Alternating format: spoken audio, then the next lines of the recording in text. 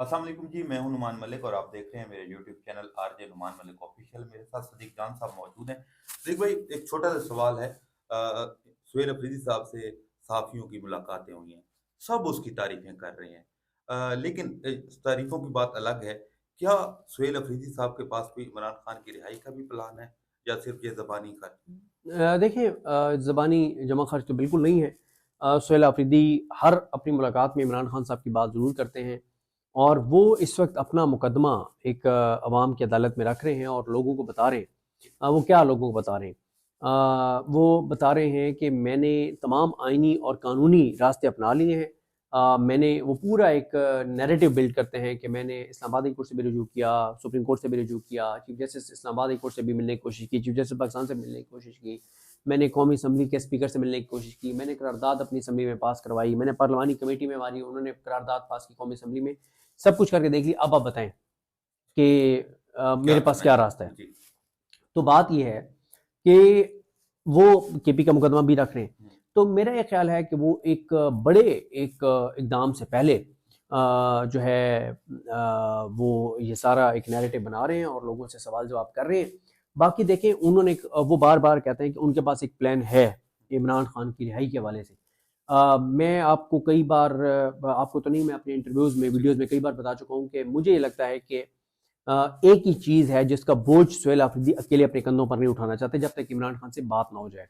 वो ये है कि उनको हुकूमत जाने का कोई डर नहीं है। ठीक है। वो कहते हैं कि मैं जिस रास्ते पे चल रहा हूँ, इस रास्ते से मुझे एक ही चीज़ रोक सकती है और वो है मौत। मौत के अलावा मुझे कोई नहीं रोक सकती है, कोई नहीं रोक सकता इस रास्ते से।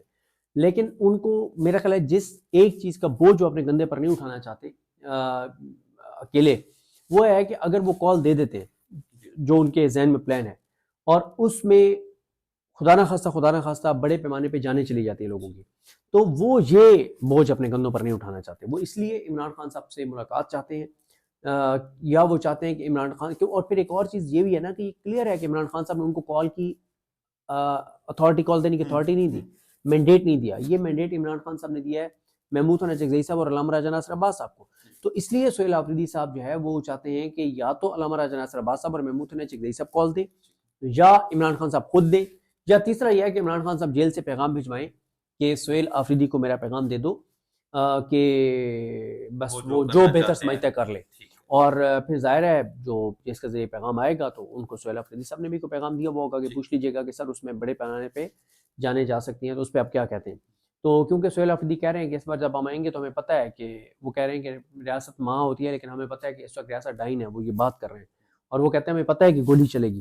तो इसलिए मेरा ख्याल है सुहेल अफरीदी कोई भी बड़ी कॉल देने से पहले एक बार इमरान खान की मंजूरी चाहते हैं। ठीक है। अच्छा, दूसरा, आपने एक सहाफ़ी को इंटरव्यू दिया है, मुराद सईद साहब के हवाले से सुहेल अफ़रीदी साहब ने ये कहा है कि मुझ पर उनका कोई एहसान नहीं है। मुझे जो वज़ीर आला है, वो इमरान खान साहब ने लगाया है।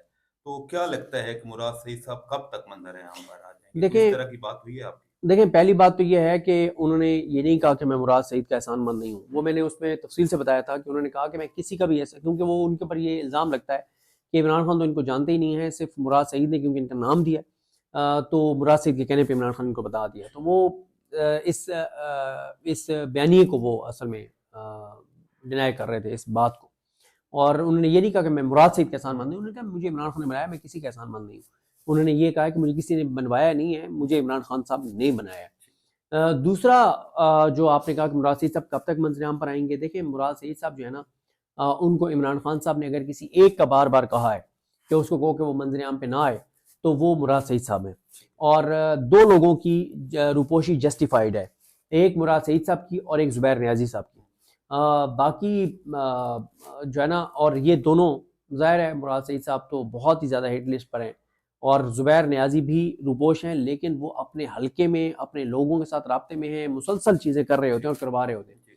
लेकिन मंज़र-ए-आम पे कब तक? जो मुराद सईद साहब का, मेरा नहीं लगता कि वो मुस्तकबिल करीब में, जब तक इमरान खान रिहा नहीं होते, ये निज़ाम नहीं गिरता, बहुत मुश्किल है उनका मंजर-ए-आम पर आना, क्योंकि उनके खिलाफ बहुत सख्त इस निज़ाम का मौक़िफ़ है। और जहाँ तक बात है, देखें इनकी, मुझे एक समझ नहीं आती हमाद अज़हर साहब की और मियां असलम इकबाल की, कि ठीक है आप रूपोश रहें, अल्लाह ताला आपको महफूज रखे, हम ये नहीं कहते कि आप सामने आए खुदा न खास्ता आपको नुकसान हो जाए, लेकिन आप जहाँ पे भी रूपोश होकर बैठे हैं, 24 घंटे आपके पास इंटरनेट है, आपके पास मोबाइल है, آپ نہ پنجاب حکومت کے کسی اسکینڈل کو ایشو بناتے ہیں، نہ آپ وفاقی حکومت کے اکانومی کے اسکینڈلز کو ایشو بناتے ہیں. اس پہ مجھے بڑی حیرت ہے کہ وہ بالکل اس پہ بات نہیں کرتے. دوسرا یہ ضمنی الیکشن ہوا ہے، آپ کیا سمجھتے ہیں کہ عمران خان صاحب نے جو کال دی تھی بائیکاٹ کی، کیا وہ ٹھیک تھی؟ اگر وہ ٹھیک تھی تو ہری پور والی جو سیٹ تھی جو عمر ایوب خان صاحب کی جو اہلیہ الیکشن لڑی ہیں، کیا ان کو لڑنا چاہیے تھا یا نہیں؟ اس پہ میں بہت تفصیل سے بات کر چکا ہوں، اس پہ لمبی بات کیا کرنی ہے. سمپل ہے، عمران خان صاحب کوئی بھی ضمنی الیکشن لڑنے کے حق میں نہیں تھے. جہاں پی ٹی آئی نے الیکشن نہیں لڑا وہاں پہ ٹرن آؤٹ ہی 5% تھا، لوگ نکلے نہیں ہیں، لوگوں نے بائیک آؤٹ کیا ہے. حماد اظہر نے زیادتی کی اپنے ایک عزیز کو ٹکٹ دے کر. اگر انہوں نے الیکشن خود نہیں لڑنا تھا تو وہ پھر یا تو کوئی بھی نہ لڑتا وہاں سے، اور اگر لڑنا بھی تھا تو پی ٹی آئی کے کسی پولیٹیکل اس ورکر کو لڑنا چاہیے تھا، جیسے حیدر مجید ہیں، اس طرح سے کسی کو لڑنا چاہیے تھا. یا میں نے ویسے حیدر مجید کا نام لے دیا، یعنی کوئی بھی ایسا پی ٹی آئی کا ورکر، پولیٹیکل ورکر، کیونکہ مجھے یہ کنفرم نہیں ہے کہ اس وقت حیدر مجید جیل میں تھے یا باہر تھے جب یہ کاغذات نامزدگی جمع ہو رہے تھے، تو ان کی سزا مکمل ہوئی تھی یا نہیں ہوئی تھی. یعنی کہنے کا مطلب کوئی بھی پولیٹیکل بندہ لڑتا نا پی ٹی آئی کا ینگ. اور عمران خان صاحب کے پی میں بھی الیکشن لڑنے کے حق میں نہیں تھے. پھر عمران خان صاحب کو کہا گیا کہ وہاں پہ ہماری اپنی حکومت ہے، فارم 45 کے مطابق ہی رزلٹ آئے گا. عمران خان نے کہا کہ نہیں آئے گا. اور عمران خان صاحب پھر اس بھی حق میں نہیں تھے کہ عمر یوسف کی اہلیہ لڑیں. عمران خان صاحب چاہتے تھے کہ وہاں پہ بھی کوئی نوجوان پولیٹیکل ورکر لڑے. لیکن پھر عمران خان صاحب کو پارٹی نے کہا کہ یہ بڑا نامناسب ہو جائے گا کہ عمر ایوب صاحب نے 50 سال سزا ان کو ہوئی ہے، آپ سے وفا کے جرم میں، تو ان کی فیملی کو اگر نہیں ٹکٹ دیتے تو یہ بھی ایک میسج اچھا نہیں ہوگا. تو یہ اس کی تو اب جو تانے مل رہے ہیں کہ جی ہم نے تو گھر میں گھس کے مارا ہے، یہ دیتے رہے، اس کی یہ ریلیونٹ ہے. اور حقیقت لوگ جانتے ہیں. آخری آپ سے ایک سوال ہے، جیسے ایک محرومی ہے، ایک آپ کہہ سکتے ہیں، آپ بھی اپنی ویڈیوز میں بات کرتے رہتے ہیں کہ عدالتیں جو ہیں، اب جو ہائیبرڈ نظام ہے وہ اپنی مرضی کے فیصلے لیتا ہے. کوئی صحافی بولتا ہے اس کو اٹھا لیا جاتا ہے، یا اس کے خلاف بھی کا ایکٹ جو ہے وہ لے آتے ہیں.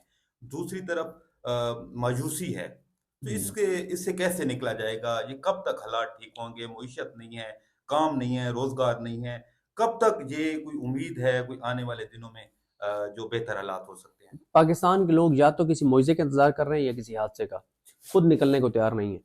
تو جب تک لوگ، یہ بات درست ہے کہ پاکستان کے لوگ کیسے نکلے جب ایک گولی چل جاتی ہے؟ ہاں صحیح کہہ رہے ہیں نا آپ. 95% لوگ اس نظام کو نہیں مان رہے، نفرت کرتے اس نظام سے، لیکن نکلنے کو تیار نہیں ہے. آپ نے درست کہا کہ گولی کا خوف ہے، تو ٹھیک ہے، پھر گولی کا خوف ہے تو پھر بھگتتے رہے نا، پھر اور غربت کے شکار ہوتے رہیں، اور تباہی اور بربادی کا شکار ہوتے رہیں، تو ٹھیک ہے نا، پھر کوئی مسئلہ نہیں ہے. جب تک پاکستان کے اندر لوگ 15 سے 20 لاکھ لوگ یہ فیصلہ نہیں کر لیتے کہ یار خودکشیوں سے بہتر ہے نکل کے اس حکومت کوئی گھر بھیج دو، اور تاکہ کوئی ملک کے اندر حالات بہتر ہو جائیں، جب تک پاکستان کے لوگ یہ فیصلہ نہیں کر لیتے تو پھر یہ نظام بھی نہیں چلے گا، لیکن یہ برقرار رہے گا طاقت کے بلبوتے پر، اور لوگ ذلیل و خوار ہوتے رہیں. آپ نے کہا کہ جو عمران خان صاحب کی رہائی ہے وہ بڑی ایک لمبی گیم ہے.